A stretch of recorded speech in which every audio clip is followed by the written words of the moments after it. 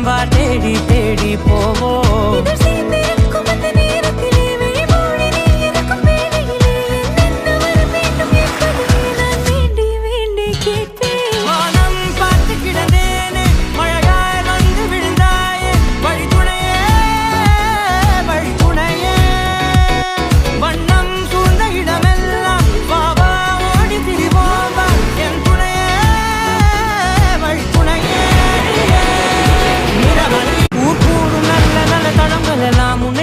கொண்டு கை கோர்த்து கொண்டு இதை சேர்த்து வைக்க நல்ல இடங்களை நாம் தேடி